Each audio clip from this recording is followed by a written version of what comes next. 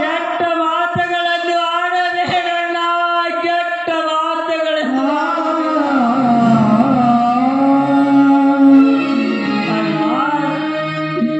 ನೀನು ತಿಳಿದುಕೊಂಡ ಹಾಗೆ ಈ ನಿನ್ನ ತಮ್ಮ ಪ್ರೀತಿಗಾಗಿ ನೀತಿಯನ್ನು ಮರೆತು ಧರ್ಮದಾರಿ ತುಳಿಯುವ ನತದೃಷ್ಟ ನಾನಲ್ಲಣ್ಣ, ನತದೃಷ್ಟ ನಾನಲ್ಲ.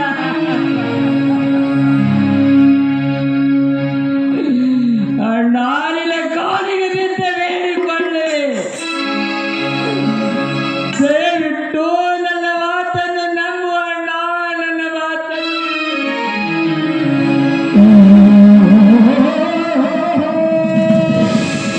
ಪಾಪಿ ಅಣ್ಣನೆಂದು ಆಡಿದರೂ ಅದು ಎಷ್ಟು ದಿನದಿಂದ ಹೊಂಚು ಹಾಕಿದೆ. ಈ ಶಂಕರ ನಡೆಯಲ್ಲಿ ಕೈ ಹಾಕಿ ಎಂದನು ಮಾಡಬೇಕೆ ಎಂದು ಒಡ ಹುಟ್ಟಿದ ತಮ್ಮನನ್ನು ನಂಬಿದಕ್ಕೆ ತಕ್ಕ ಪಾಠ ಕಲಿಸಿಬಿಟ್ಟೆ ನೀನು.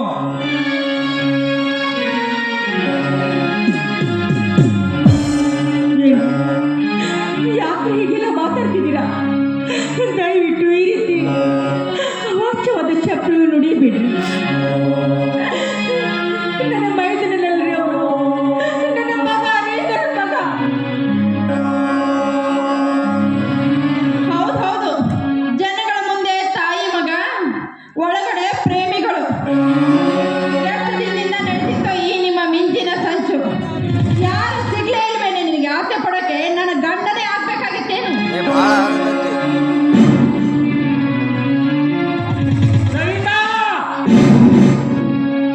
ಅತ್ತೆಗೆ ನಿನ್ನ ಹಾಗೆ ಒಂದ ಹೆಣ್ಣು ಅನ್ನುವುದನ್ನು ಮರೆಯಬೇಡ. ನೀವು ತಿಳಿದುಕೊಂಡ ಹಾಗೆ ಅತ್ತೆಗೆ ಮೈ ಮಾರಿಕೊಳ್ಳುವ ಹೆಣ್ಣಲ್ಲ. ಯಾರು ಇದರ ಸಮಯದಲ್ಲಿ ಒಬ್ಬರಿಗೆ ಒಬ್ಬರು ಅಪ್ಪಿಕೊಂಡು ನಿಂತವರು ಯಾರು? ಉಯ್ಯಾಲೆ ಆಡುತ್ತಾ ಮುಡಿಯಲ್ಲಿ ಹೂವನ್ನು ಮುಡಿಸಿಕೊಂಡವರು ಯಾರು? ಅವಳ ಇವ? ನೋಡಿ, ನೀವು ಹೇಳುವ ಮಾತು ನಿಜ. ನೋಡು, ನಾನು ಯಾವತ್ತೂ ಆ ದೃಷ್ಟಿಯಿಂದ ಅವನನ್ನು ನೋಡಿಲ್ಲ. ಅವನು ಕೂಡ ಯಾವತ್ತೂ ನನಗೆ ಆ ದೃಷ್ಟಿಯಿಂದ ನೋಡಿಲ್ಲ. ತಾಯಿ ಮಗನ ಸಂಬಂಧಕ್ಕೆ ಇಲ್ಲದೆಲ್ಲ ಮಾತಾಡಬೇಡ್ರಿ. ನಾನು ಪ್ರೇಮದಿಂದ ನೋಡಿದ್ದೀನಿ, ಅದು ಕಾಮದ ಪ್ರೇಮವಲ್ಲ. ತಾಯಿಯ ಪ್ರೇಮ ರೀ, ತಾಯಿಯ ಪ್ರೇಮ. ತಾಯಿ ಪ್ರೇಮನ ನಾನೇನು ನೋಡಿಲ್ಲ ಅಂತ ತಿಳ್ಕೊಂಡಿದ್ದೀನಿ. ನನಗೇನು ಗೊತ್ತಾಗೋದೇ ಇಲ್ಲ ಅಂತ ತಿಳ್ಕೊಂಡಿರ್ಬೇಕು ನೀನು. ಯಾರು ಇಲ್ದಾಗ ನೀವಿಬ್ರು ಚಕ್ಕಂದ ಆಡೋದನ್ನ ಅಲ್ಲ. ನನ್ನ ಗಂಡ ಮಲಗಿದಾಗ ಬರೀ ನೀನು ಕೂಗಿದ್ರೆ ಸಾಕು, ಅತ್ತಿಗೆ ಅಂತ ಓಡಿ ಬರ್ತಾನಲ್ಲ, ಇದಕ್ಕಿಂತ ಬೇಕೇನೆ?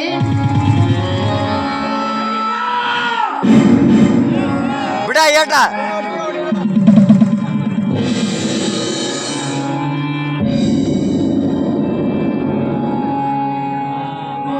ರವಿ ಶಂಕರ್, ಏನಿದು ನಿಮ್ಮ ಹುತ್ತಾಟ?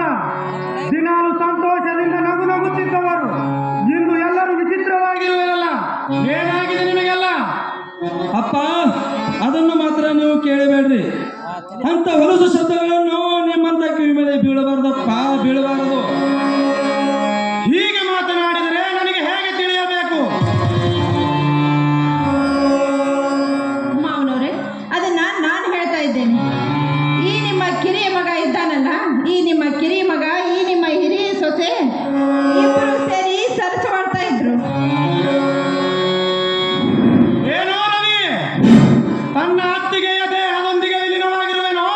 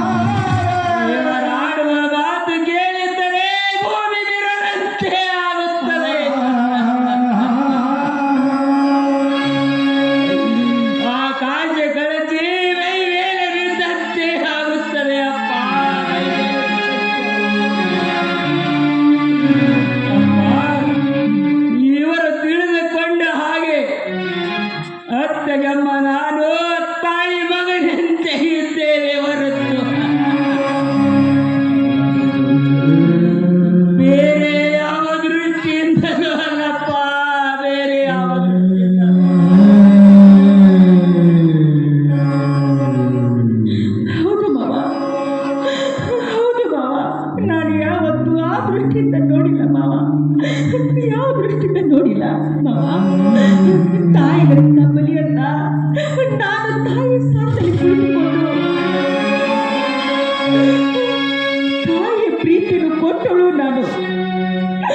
ಆ ತಾಯಿ ಎಂಬ ಮಮತೆಯಲ್ಲಿ ಈ ಹಾಲನ್ನ ಅಪವಾದ ಹೊರಿಸಿ ಈ ರೀತಿ ಮಾತಾಡ್ತಿದ್ದಾರಲ್ಲ, ನಾನು ಯಾವತ್ತೂ ಹಾಲದ ಕಣ್ಣಿಂದ ಅವನು ನೋಡಿಲ್ಲ. ದಯವಿಟ್ಟು ನನ್ನ ಮಾತನ್ನು ಸಾಕು ನಿಲ್ಲಿಸು ನಿನ್ನ ಕಟ್ಟ ಕಥೆಯನ್ನು. ರವಿ, ನೀನು ಅವತ್ತೇಳನ್ನು ಮದುವೆ ಮಾಡಿಕೊಂಡು ಒತ್ತಾಯ ಮಾಡಿದಾಗ ನನಗೆ ಒಂದೇ ಅನುಮಾನ ಬಂದಿತ್ತು. ಆದರೆ ಎಲ್ಲ ಮಕ್ಕಳನ್ನ ಮದುವೆ ಆದೆ. ಮೊನ್ನೆ ನಾನು ನನ್ನ ಸ್ನೇಹಿತ ಮನೆಗೆ ಬಂದಾಗ ನಮ್ಮನ್ನ ನೋಡಿದ ತಕ್ಷಣ ನೀನು ಹಾಗೆ ಹೊರಟು ಹೋದೆಯೋ ಅಂದು ನನಗೆ ಸಂಶಯ ಬಂದಿತ್ತು. ಆದರೆ ಇಂದು ನಿಮ್ಮ ನಿಜವಾದ ಬಣ್ಣು ಹೊರಬಿತ್ತು.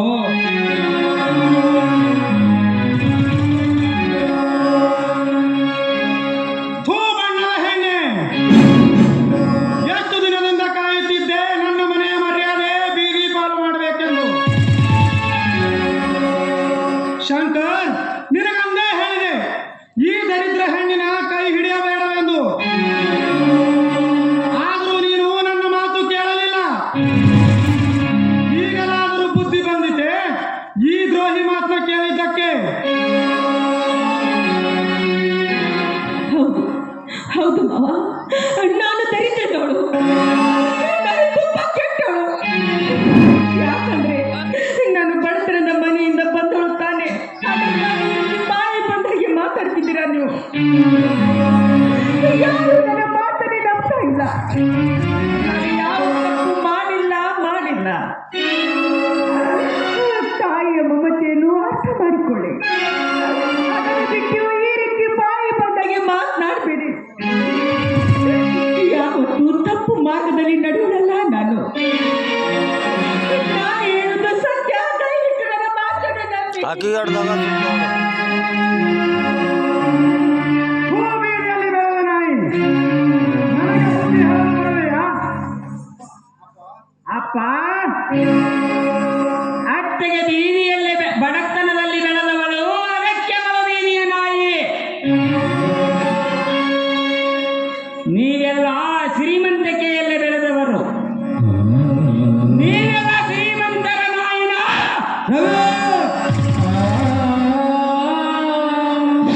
ಅಪ್ಪನಿಗೆ ಅವತ್ತು ಸಭೆಗಳನ್ನು ನೋಡಿದರೆ ಬಾಯಿರೋ ಹಲ್ಲು ಉದುರಿಸಬೇಕಾಗುತ್ತದೆ. ಎತ್ತರ ಅಣ್ಣ, ಹತ್ತು ಮೀರಿ ಮಾತನಾಡುತ್ತಿರುವುದು ಮೊದಲು ನೀವು ಎತ್ತರದಿಂದ ಮಾತನಾಡುವುದನ್ನು ಕಲಿತುಕೊಳ್ಳಿ. ಏನಂತ ಮಾತಾಡ್ತಿದ್ಯಾ? ಹಿರಿಯರಂದ್ರೆ ದೇವರು, ಅಂತ ದೇವರಿಗೆ ಹೀಗೆಲ್ಲ ಮಾತಾಡಬಾರ್ದು.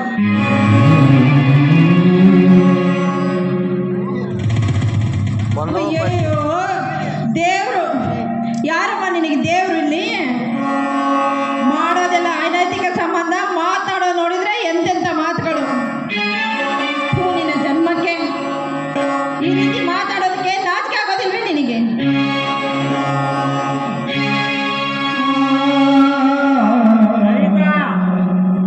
ಬರ್ತಾ ಬರ್ತಾ ನಿನ್ನ ಬಾಯಿ ಬೀದಿ ಸೇರುತ್ತಾ ಇದೆ. ಇವರು ನನಗೆ ದೇವರೇ? ಇದುವರೆಗೆ ನನ್ನ ತಂದೆ ವಿಚಾರವಂತ. ಈ ಮನೆಯ ಮರ್ಯಾದೆ ಗೋಪುರ ಅಂತ ತಿಳಿದಿದೆ. ಆದರೆ ಮನೆಗೆ ಅಗಸ್ತನಾಗಿರುವ ಇವರು ಎರಡು ಕಂಬದಲ್ಲಿ ಒಂದಕ್ಕೆ ಸುಣ್ಣ, ಇನ್ನೊಂದಕ್ಕೆ ಬಣ್ಣ ಬಡಿಸುವ ಇವರು ದೇವರೇ? ಪತಿಯಲ್ಲದೆ ಪರಪುರುಷನ ಮುಖ ಎತ್ತಿ ನೋಡದೆ ತಲೆ ಬಾಗಿಸಿಕೊಂಡು ಹೋಗುವ ಈ ನನ್ನ ಮಾತೆಗೆ ಮತಿಗೆಟ್ಟವಳೆಂದು ಬಂದು ಹಾಗೆ ಬಗಳುತ್ತಿರುವರೆಲ್ಲ ಇವರಿಗೆ ಹೇಗೆ ದೇವರನ್ನಬೇಕು? ಅಂತ ಪವಿತ್ರ ಶಿವನ ಸ್ಥಾನದಲ್ಲಿ ಇವರು ಇದ್ದಿದ್ದರೆ ಇಂದು ಈ ಘಟನೆ ನಡೆಯುತ್ತಿರಲಿಲ್ಲ. ಇವರು ದೇವರಲ್ಲ, ಹೊಲಸ ತುಂಬಿದ ತಿಪ್ಪೆ ಇದ್ದ ಹಾಗೆ.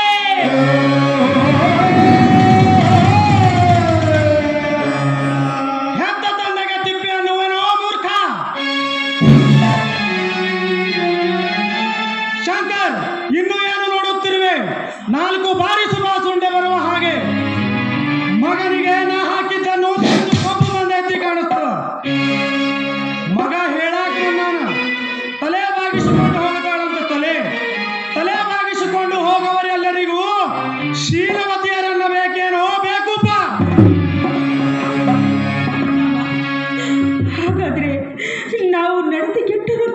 ಮಾಡಿದೀಯಾ?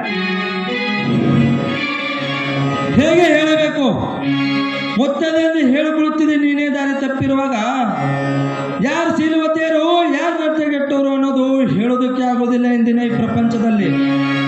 ಮಂಗಳ, ನಿನ್ನ ಈ ಹೊಲಸು ಮುಖವನ್ನು ನನಗೆ ನೋಡೋದಕ್ಕೆ ಅಸಹ್ಯ ಆಗುತ್ತದೆ. ಒಂದು ಕ್ಷಣ ನಿಲ್ಲದೆ ನೀನು ಇಲ್ಲಿಂದ ಹೊರಟು ಹೋಗು. ಅಣ್ಣ, ಅತ್ತಿಗೆಯನ್ನು ಹೊರ ಹಾಕುವುದಕ್ಕೆ ನಿನ್ನಿಂದ ಯಾರಿಂದಲೂ ಸಾಧ್ಯವಿಲ್ಲ. ಏಕೆ ಸಾಧ್ಯವಿಲ್ಲ? ಅನಾಥ ಕತ್ತೆಗೆ ಹಾಲು ಗೋಡಿನ ನೀರಳಂತೆ, ಬಿಡಾಡಿ ನಾಯಿಗೆ ಗಟಾರದ ನೀರೇ ಗತಿಯಂತೆ, ಕಾಡಿನ ಕಾಗೆಗೆ ತಿಪ್ಪೆ ಎಂಜಲು ಗತಿಯಂತೆ, ಮತಿಗೆಟ್ಟ ಇಂಥ ಹೆಣ್ಣಿಗೆ ಬೀದಿನೇ ವಾಸಿ.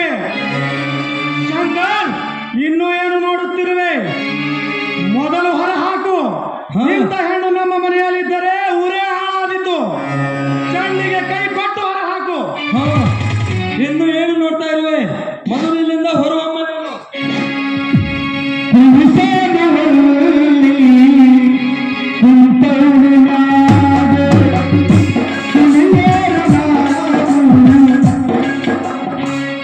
ತಂಗಿ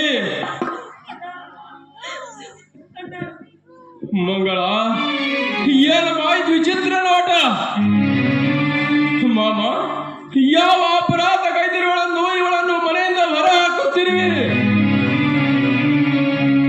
ಓ ರಾಜೇಶ್, ಬಾ, ಒಳ್ಳೆ ಸಮಯಕ್ಕೆ ಬಂದಿರುವೆ. ಹೌದು, ನಿನ್ನ ತಂಗಿಯನ್ನು ಹೊರಹಾಕಲು ಕಾರಣ ಕೇಳಿದೆಯಲ್ಲ, ಅದನ್ನು ನಿನ್ನ ತಂಗಿ ಬಾಯಿಂದಲೇ ಕೇಳು. ಅವಳೇ ಹೇಳುತ್ತಾಳೆ ಏನಂತ. ಅವಳು ಹೇಗೆ ಹೇಳುತ್ತಾಳೆ? ನೋಡು ರಾಜೇಶ್, ನಿನ್ನ ತಂಗಿಯನ್ನು ನನ್ನ ಮನೆಯ ಸೊಸೆಯಾಗಿ ನಾನು ಇಟ್ಟುಕೊಳ್ಳುವುದಿಲ್ಲ. ಏಕೆಂದರೆ ನಿನ್ನ ತಂಗಿ ಈಗ ಹಾಜರು ಮಾಡಿದ್ದಾಳೆ. ಮಾವ, ನನ್ನ ತಂಗಿಯ ಶೀಲದ ಬಗ್ಗೆ ಅಷ್ಟೊಂದು ಕೀಳಾಗಿ ಮಾತನಾಡಿದರೆ ಒಳ್ಳೆಯದಾಗುವುದಿಲ್ಲ. ನನ್ನ ತಂಗಿ ಬಡತನದಲ್ಲಿ ಹುಟ್ಟಿ ಕಷ್ಟ ಸೋಸಿ ಈ ಮನೆಗೆ ಸೊಸೆಯಾಗಿ ಬಂದಿದ್ದಳವಿನ ಶೀಲವನ್ನು ಕಳೆದುಕೊಂಡು ಅಂತ ಹೇಳಲ್ಲ.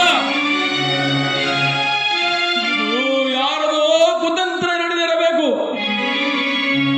ಅಂದರೆ ಕಣ್ಣವರು ಕಂಡವರು ಸುಳ್ಳು ಹೇಳವ್ರೆ ಏನು?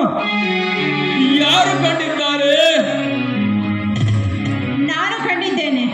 ಅಷ್ಟೇ ಏಕೆ, ನನ್ನ ಭಾವ ಕೂಡ ನೋಡಿದ್ದಾರೆ. ಇದೆಲ್ಲದಕ್ಕಿನ್ನೂ ಬೇಕಾದ್ರೆ ಅಲ್ಲಿ ನಿಮ್ಮ ತಂಗಿಯನ್ನೇ ನಿಂತಿದ್ದಾಳಲ್ಲ, ಅವಳನ್ನೇ ಕೇಳಿ. ಅವಳ ಬಾಯಿಂದಲೇ ಹೇಳ್ತಾಳೆ ಏನು ನಡೀತು ಅಂತ. ತಂಗಿ, ಇವರು ಹೇಳೋ ಮಾತುಗಳು ಬಿಳಿಯ ಮೋಡದಲ್ಲಿ ಮಳೆ ಸುರಿದಾಗ ಮಾನವನಿಗೆ ಆಶ್ಚರ್ಯವಾಗುತ್ತದೆ. ಹೇಳು ಮಂಗಳ, ಇವರು ಹೇಳುವ ಮಾತುಗಳು ನಿಜವೇನಮ್ಮ? ನಿಜವೇನು? ಹೇಳು ಮಂಗಳ, ಹೇಳು.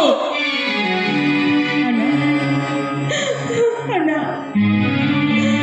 ಹೇಗೆ ಹೇಳಲಣ್ಣ, ಹೇಗೆ ಹೇಳಲಿ? ಈ ನಿನ್ನ ತಂಗಿಯ ಬಾಳು ಸಾಗರದ ಮಧ್ಯೆ ಸಿಲುಕಿಕೊಂಡಿರುವ ಹಡಗಿನಂತ.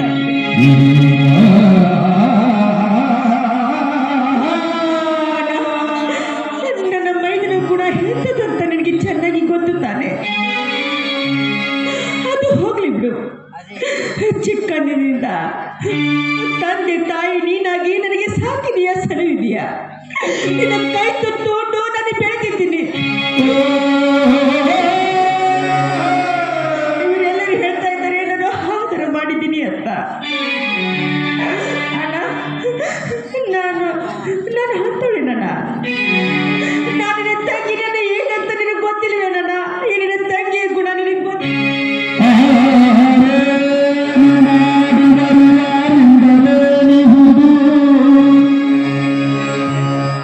ಇಂದಿನ ಮನುಷ್ಯ ನಾಳೆ ಇರುವುದಿಲ್ಲ, ನಾಳೆಯ ಮನುಷ್ಯ ಇನ್ನೊಂದು ದಿನ ಇರುವುದಿಲ್ಲ. ಕ್ಷಣ ಕ್ಷಣದಲ್ಲಿ ಮನಸ್ಸನ್ನು ಹರಿಬಿಡುವವರು ನನ್ನ ಕಣ್ಣ ಮುಂದೆ ನಿಂತರೆ ನನ್ನ ಪಿತ್ತ ನೆತ್ತಿಗೆ ಇರುತ್ತದೆ. ಅದಕ್ಕೆ ಮೊದಲು ಇವಳನ್ನು ಕರೆದುಕೊಂಡು ಹೋಗು. ಅಪ್ಪ, ಅತ್ತೆಗೆ ಓಡಿ ಬಂದು ಮನೆ ಸೇರಿದವಳಲ್ಲ, ಅವಳನ್ನು ಹೊರ ಹಾಕುವುದಕ್ಕೆ.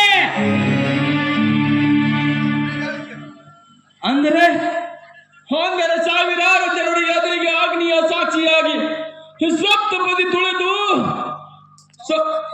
ತಾಳಿ ಕಟ್ಟಿಸಿಕೊಂಡು ಎದ್ದು ಈ ಮನೆಗೆ ಬಂದಳು. ಅಂತೆ ಮುಗಿದವರ ಮನೆಯ ಸಂಬಂಧ. ಅಂದರೆ ಕೊಟ್ಟು ಹೆಣ್ಣು ಕುಲಕ್ಕೆ ಬರಗಂತೆ. ಮಂಗಳ, ನಾನಿನ್ನು ಬರುವೆ.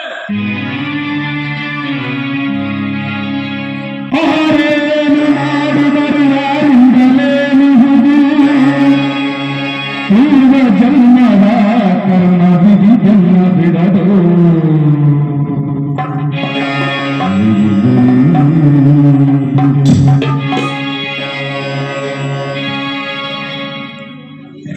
ತಂಗಿ, ದಯವಿಟ್ಟು ನನ್ನನ್ನು ಕ್ಷಮಿಸಿ ಬಿಡಮ್ಮ.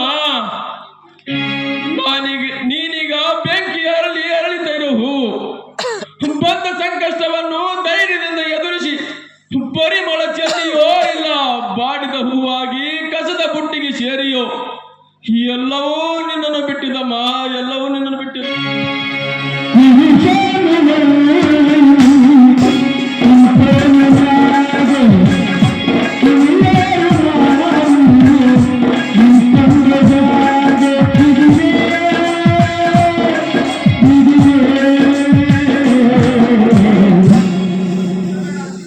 ಅತ್ತಿಗೆಮ್ಮ, ದುಃಖಿಸಬೇಡಮ್ಮ, ದುಃಖಿಸಬೇಡ. ಕರುಳಿನ ಕುಡಿಯನ್ನು ಅನ್ಯಾಯವಾಗಿ ಹರಿದು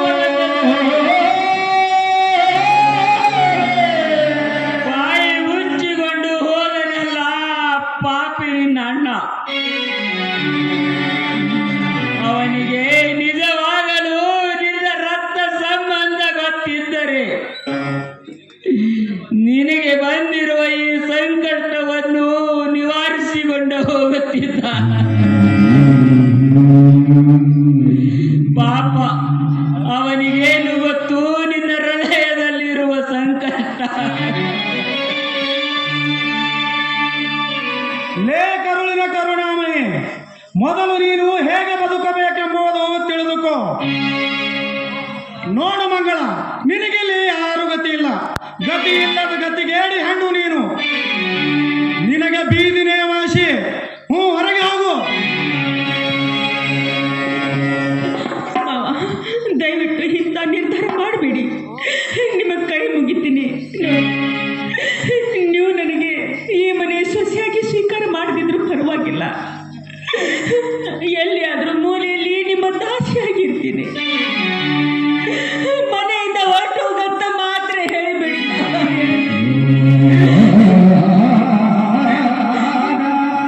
ನಿಮ್ಮ ಔಷಧ ಕುಡಿ ನನ್ನ ಹೊಟ್ಟೆಯಲ್ಲಿ ಬೆಳೀತಾ ಇದೆ. ಇಂಥ ಸಮಯದಲ್ಲಿ ಹೊರಗೆ ಹೋಗುವಂತ ಮಾತ್ರ ಹೇಳಬೇಡಿ. ನಿಮ್ಮ ಕಸ ಮುಸ್ರೆ ಮಾಡಿಕೊಂಡು ಯಾವುದಾದ್ರೊಂದು ಮೂಲೆಯಲ್ಲಿ ಬಿದ್ದಿರ್ತೀನಿ.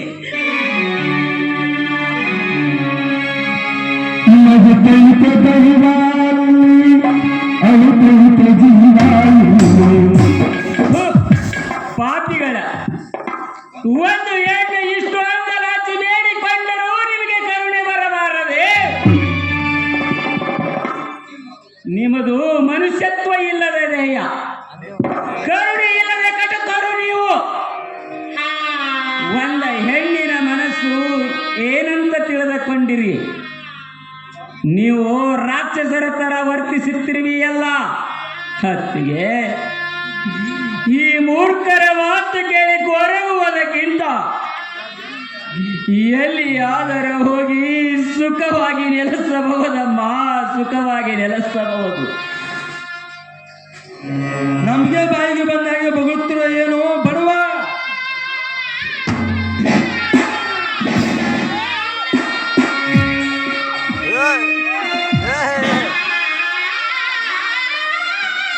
ಮೈದುನ, ಏನ್ ಮಾಡ್ತಿದ್ಯಾ ನೀನು?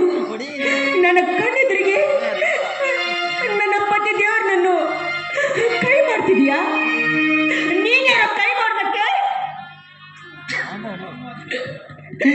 ಹತ್ತು ಅತ್ತಿಗೆ ಹಣ್ಣು.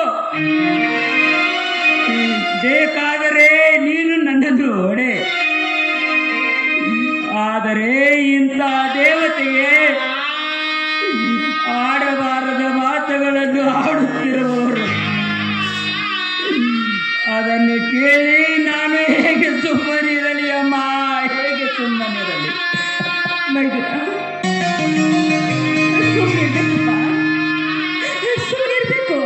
ಯಾಕಂದ್ರೆ ಈ ಸಮಾಜದಲ್ಲಿ ನಮಗೆ ಕೆಟ್ಟ ಹೆಸರು ಕೊಟ್ಬಿಟ್ಟಿದ್ದಾರೆ. ಸುಮ್ಮನೆ ಇರ್ಬೇಕಷ್ಟೇ.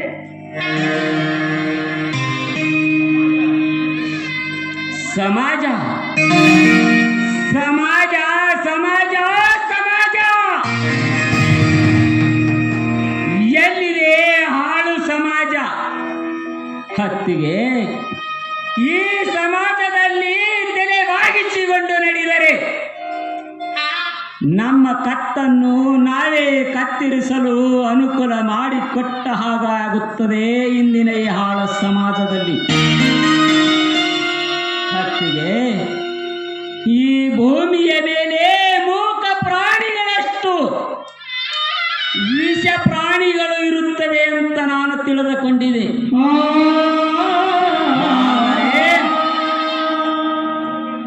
ಆದರೆ ಅವುಗಳನ್ನು ಮೀರುವಂತ ಈ ಮಾನವ ಎಂಬ ದುಷ್ಟ ಪ್ರಾಣಿಗಳು ತುಂಬಿಕೊಂಡಿದ್ದವೆ ಹಾಳು ಸಮಾಜದಲ್ಲಿ. ಬೇಡಪ್ಪ, ಬೇಡವು. ಈ ಸಮಾಜಕ್ಕೆ ಈ ರೀತಿ ಅವಾಚ್ಯವಾದ ನುಡಿಗಳು ನುಡಿಬೇಡಪ್ಪ. ಈ ಸಮಾಜದಲ್ಲಿ ಹೇಗಿದ್ರು ಒಂದು ಮಾತಾಡ್ಕೊತಾರೆ, ಅದೆಲ್ಲ ತಲೆ ಕೊಡಬಾರ್ದು. ಹಿಂದೆ ರಾಮಾಯಣದಲ್ಲಿ ಒಂದು ಘಟನೆ ನಡೀತಲ್ಲ, ಅಭಿನಂದಿಸಿಕೋ. ಪವಿತ್ರ ಸೀತಾಮಾತೆ ಮೇಲೆ ಯಾರೋ ಒಬ್ಬ ಅಗಸನ ಮಾತು ಕೇಳಿ ಶ್ರೀರಾಮಚಂದ್ರ ಅನುಮಾನದಿಂದ ನೋಡಿದ್ನಂತೆ. ಅಂಥವರಿಗೆ ಅಂತಹ ಅಪೋದ ತಪ್ಪಿಲ್ಲ ಮೇಲೆ ನಮಗೇನಪ್ಪ, ನಮಗೆ ಅಂತ ಇಲ್ಲ ಮಾತುಗಳು ಬರೋದು ಸಹಜಪ್ಪ.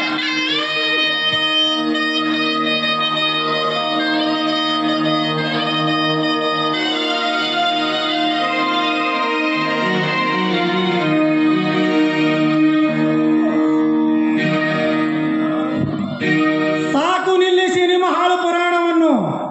ಇದನ್ನೇನು ಮಠವೆಂದು ತಿಳಿದಿರುವಿರಾ? ನೀವು ಏನೇ ಹೊಗಳಿದರೂ ನನ್ನ ಮನೆಯಿಂದ ಆಚೆ ಹೋಗಿ ಹೊಗಳಿ.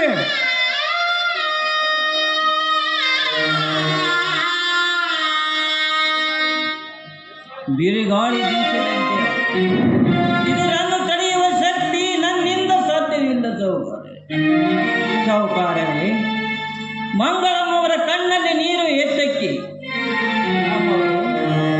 ಕಣ್ಣಲ್ಲಿ ಏನಾದರೂ ಹಳ್ಳಿಗಳಿಗೆ ಬಿದ್ದೈತೆ ನಾವು ಆ ತಾಯಿ. ಅದನ್ನು ಆಮೇಲೆ ಹೇಳುವೆ. ಮೊದಲು ಹೇಳು, ನನ್ನಿಂದ ಹೊರ ಹಾಕು ನೀನು. ದಯವಿಟ್ಟು ಮಂಗಳಮ್ಮರವನ್ನು ಹೊರಗೆ ಹಾಕಬೇಡಿರಿ. ನೋಡಿ ಸೌಕಾರರೇ, ಸತಿಪತಿ ಎಂದರೆ ಜೀವನದ ಎಂಬ ರಥದ ಎರಡು ಗಾಲಿಗಳಿದ್ದಂತೆ. ಈ ಗಾಲಿಗಳಲ್ಲಿ ಒಂದು ಗಾಲಿ ಇಲ್ಲವಾದರೆ ಈ ಸಂಸಾರವನ್ನು ಕಠಿಣವಾಗುತ್ತದೆ ಸೌಕಾರರೇ. ಅಂದರೆ ಮಾನಗೆಟ್ಟ ಹೆಣ್ಣಿನ ಜೊತೆ ನನಗೆ ಸಂಸಾರ ನಡೆಸುವ ಏನು? ಸೌಕಾರರೇ, ದಯವಿಟ್ಟು ನೀವು ಅಪ್ಪಟ ಶಬ್ದವನ್ನು ಮಾಡಿಕೊಳ್ಳಬೇಡಿರಿ ಸೌಕಾರರೇ. ಮಂಗಳಮ್ಮವರು ಒಳ್ಳೆಯವರು, ಅವರನ್ನು ನೀವು ಕೀಳು ಭಾವನೆಯಲ್ಲಿ ವರ್ತಿಸಬೇಡಿರಿ ಸೌಕಾರರೇ. ಮಹಾಭಾರತದಲ್ಲಿ ರಾಮಾಯಣದಲ್ಲಿ ಸೀತಾದೇವಿಯ ಕಣ್ಣೀರು ಹಾಕಿದರೆ ಇಡೀ ಲಂಕವನ್ನು ಸುಟ್ಟು ಭಸ್ಮ ನಾಶವಾಗಿ ಹೋಯಿತು. ಮಹಾಭಾರತದಲ್ಲಿ ದ್ರೌಪದಿಯ ಕಣ್ಣೀರು ಹಾಕಿದರೆ ಇಡೀ ಲಂಕ ಗೌರವರ ಔಷಧವನ್ನು ಸುಟ್ಟು ಭಸ್ಮ ನಾಶವಾಗಿ ಮಂಗಳಮ್ಮರನ್ನು ಹೊರಗೆ ಹಾಕಿದರೆ ನಿಮ್ಮ ಸಂಸಾರಕ್ಕೆ ಗುರಿಯಾಗುತ್ತದೆ. ಸಾಕು, ನಿಲ್ಲಿಸಿ ನಿನ್ನ ಕೊಟ್ಟು ವೇದಾಂತ. ಕಾಗೆಗೆ ಹಿರಿತನ ಕೊಟ್ಟರೆ ಕಚೇರಿ ತುಂಬಾ ಅದನ್ನೇ ಮಾಡಿದಂತೆ. ಏನೋ ಹೇಳಿದ್ದು ಕೇಳಿಕೊಂಡು ಬಿದ್ದಿರುತ್ತಾನೆಂದರೆ ನಮ್ಮ ಸಂಸಾರದಲ್ಲಿ ಹಿರಿತನ ಮಾಡಲು ಬರುವೆಯಾ? ಸುಮ್ಮನೆ ಬಾಯಿ ಮುಚ್ಚಿಕೊಂಡು ಬಿದ್ದಿರು. ಸೌಕಾರರೇ, ಇದು ಹಿರಿತನವಲ್ಲ, ನೀನು ಮನೆಯ ಮಾನವನ್ನು ಮಲುಚಬೇಕಂತ ನಾನು ನಿಮಗೆ ಕೇಳಿದ್ದೆ. ಅದು ನಮಗೂ ಗೊತ್ತು ತಿಪ್ಪೇಶ್. ನೀನು ಸುಮ್ಮನೆ ಇರು. ಮಂಗಳ, ನೀನಾಗೆ ಹೊರ ಹೋಗ್ತೀಯೋ ಇಲ್ಲ ಎರಡು ಹೊತ್ತು ಹೊರ ಹಾಕಲಿ ನಿಂದ.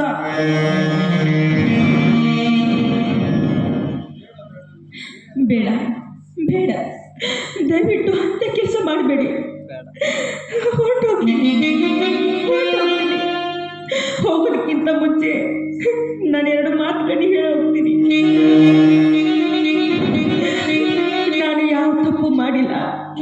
ನಾನು ಅದೆಷ್ಟು ಗೋಗರ್ದು ಬೇಡಿಕೊಂಡ್ರು ನಿಮಗೆ ಯಾರಿಗೂ ನನ್ನ ಮೇಲೆ ನಂಬಿಕೆ ಇಲ್ಲ. ಆಯ್ತು, ಅಕ್ಕರೆ ಇಲ್ಲದ ಮನೆಯಲ್ಲಿ ಸಕ್ಕರೆ ಕೊಟ್ಟು ಇರುವ ನಾನು ಹೋಗ್ತೀನಿ. ನಾನು ನಿರಪರಾಧಿ, ನೀನು ಮನೆಗೆ ಬಾ ಅಂತ ನನಗೆ ಕರೆಯೋವರೆಗೂ ನಾನು ಮಾತ್ರ ಈ ಮನೆಯಲ್ಲಿ ತಿರುಗಿ ಬರಲಾರೆ. ಕೊನೆಯದಾಗಿ ಒಂದೇ ಒಂದು ಸಲ ನಿಮ್ಮ ಕಾಲಿಗೆ ಬೀಳ್ತೀನಿ. ನನಗೆ ಹಿಂದಕ್ಕೆ ಸರಿದ ನಿಲ್ಲು. ಈ ನಿನ್ನ ಹೊಲಸು ಕೈಗಳಿಂದ ಪವಿತ್ರವಾದ ನನ್ನ ಕಾಲನ್ನು ಮುಟ್ಟಬೇಡ ನೀನು. ನಾ ಬಿಟ್ಟು ಬರ್ತದ ದುನಿಗೆ. ನಿಲ್ಲು ಅತ್ತೆಗೆ, ನಿಲ್ಲು. ನಿನ್ನ ಜೊತೆ ನಾನು ಬರುವೆ ಅಮ್ಮ, ನಾನು ಬರುವೆ. ಬೇಡಪ್ಪ, ಬೇಡ. ಈ ಅಗ್ನಿ ಪರೀಕ್ಷೆ ನನಗೆ ಬಂದಿದೆ. ನಾನು ಎದುರಿಸ್ತೀನಿ. ನಿನ್ನ ಜೊತೆಗೆ ಬರಬೇಡ. ನೀನು ಚೆನ್ನಾಗಿರು, ಈ ಮನೆಯಲ್ಲಿ ಸಂತೋಷವಾಗಿರು. ನಾನು ಬರ್ತೀನಪ್ಪ. ಇಲ್ಲ ಅತ್ತೆಗೆ, ಅಪವಾದ ಬಂದಿರುವುದು ಬರೀ ನಿನಗೊಬ್ಬ ಒಳಗೆ ಅಲ್ಲ,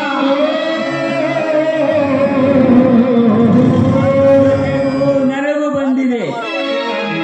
ಅತ್ತಿಗೆ, ನಿನಗೆ ಬಂದಿರುವ ಈ ಅಗ್ನಿ ಪರೀಕ್ಷೆಯನ್ನು ನಾನು ಧೈರ್ಯದಿಂದ ಎದುರಿಸಿ ನಾವು ಎಂತವರು ಅಂತ ಈ ಸಮಾಜಕ್ಕೆ ಎತ್ತಿ ತೋರಿಸೋಣ. ನಡೆಯತ್ತೆಗೆ, ಇಲ್ಲಿ ಒಂದು ಕ್ಷಣ ನಿಲ್ಲುವುದು ಬೇಡ. ಹಂಗಿನ ಅರಮನೆಗಿಂತ ಬಿಂಗಡದ ಗುಡಿಲೇ ಸಂತ. ಬಾರಮ್ಮ, ಹೋಗೋಣ. ಶಾಳ ಮಠ ಸನಿ ಅಂತ ನೋಡಿಲಿ. ಈ ಮನೆಗೆ ಇಲ್ಲ ಮಾತ ಅಲ್ಲಿ ಸನಿ ಅಮ್ಮವರೇ, ಸೌಕಾರರೇ, ಬೇಡ ಅತ್ತೆಗೆ. ನೀನು ಹೇಳುವುದು ಬೇಡ, ನಾನು ಕೇಳುವುದು ಬೇಡ. ಯಾರ ಬೇಕಾದವರು ಬೇಕಾದನ್ನಲ್ಲಿ ನಡೆ, ನಡೆ. ಈ ಮನೆಯಿಂದ ಮೊದಲು ಆಚೆ ಹೋಗಿ ಮಾತನಾಡೋಣ.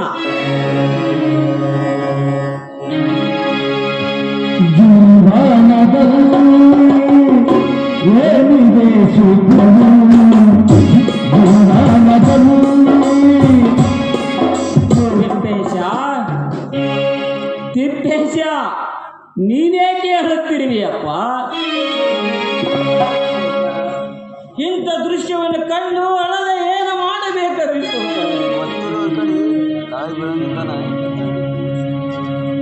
ಧೈರ್ಯ ತಂದಿಕೋ ತಿಪ್ಪೇಶಿ. ಸಮಯ ಬಂದಾಗ ಮತ್ತೆ ಒಂದಾಗಬಹುದು. ಅಣ್ಣ, ನಾನು ಹೋಗುವ ಮುನ್ನ ನಿನಗೊಂದು ಮಾತು ಹೇಳುವೆ, ನೆನಪಿನಲ್ಲಿ ಇಟ್ಟಿಕೋ. ಒಂದೇ ರಕ್ತ ಹಂಚಿಕೊಂಡು ನಿನ್ನ ಬೆನ್ನಿಂದ ಆದರ್ಶ ಸಹೋದರನಾಗಿ ಜನಿಸಿದೆ. ಆದರೆ ಇಂದು ನೀನು ಅನ್ಯರ ಮಾತು ಕೇಳಿದೆಯಲ್ಲ. ನಿನಗೆ ಸತ್ಯಾಂಶ ತಿಳಿದ ನಂತರ ಪಶ್ಚಾತ್ತಾಪಗೊಂಡು ರವಿ ಮಂಗಳ ಎಂದು ಬರುವೆ. ಈ ಮಾತನ್ನು ನೆನಪಿನಲ್ಲಿ ಇಟ್ಟಿಕೋ ಅಣ್ಣ, ನೆನಪಿನಲ್ಲಿ.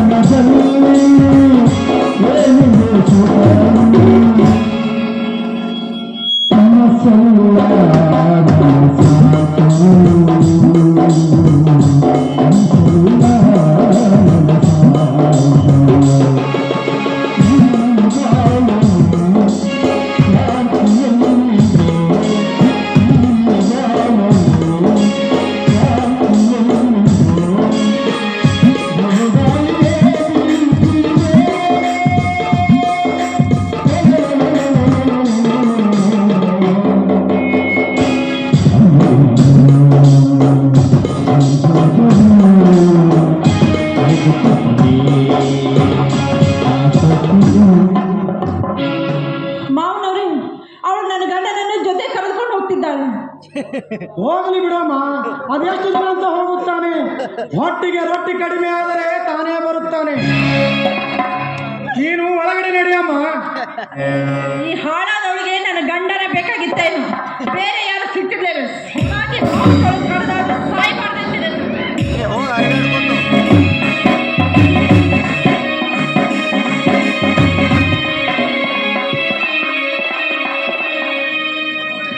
ಪರಬಣ್ಣ ಹೊಗಳ್ಬೇಡಲಿ. ಶಂಕರ್, ಹೀಗೇಕೆ ಮೌನವಾಗಿರುವೆ? ನೀನೇನು ಚಿಂತಿಸಬೇಡ. ನೀನು ಇನ್ನೊಂದು ಮದುವೆ ಆಗುತ್ತೇನೆ ಅಂದರೆ ನಿನಗೆ ಹೆಣ್ಣು ಕೊಡುವವರು ಸಾಕಷ್ಟು ಜನರಿದ್ದಾರೆ ಈ ಊರಲ್ಲಿ. ನೀನು ಒಳಗೆ ನಡಿ. ತಿಪ್ಪೇಶ್, ಏನು ನೋಡುತ್ತಿರುವೆ? ನಡಿ ಹೋಗೋಣ. ಸಾವುಕಾರರೇ, ಮನೆಯಲ್ಲಿ ಯಾರು ಇಲ್ಲ, ಮನೆಯಲ್ಲಿ ದೇವತೆ ಇಲ್ಲವಾದರೆ ನಮ್ಮದಾದರೆ ಏನಾಗಿದೆ ಸಾವುಕಾರರೇ? ಸಾವುಕಾರರೇ, ಈ ತೆಗೆದುಕೊಳ್ಳರಿ ನಿಮ್ಮ ಪುಸ್ತಕವನ್ನು. ತಿಪ್ಪೇಶ್, ಹೋಗಬೇಡ, ನನ್ನ ಮಾತು ಕೇಳು. ಸಾವುಕಾರರೇ, ದಯವಿಟ್ಟು ನನ್ನನ್ನು ಕ್ಷಮಿಸಬೇಕಲಿ. ನಾನಿನ್ನು ಬರುತ್ತೇನೆ. ನೀವು ಹೋಗಿ ಹೋಗು ಹೋಗು, ನಿನಗೂ ನನ್ನನ್ನು ಬಿಟ್ಟರೆ ಗತಿಯೇ ಇಲ್ಲ. ಶಂಕರ್,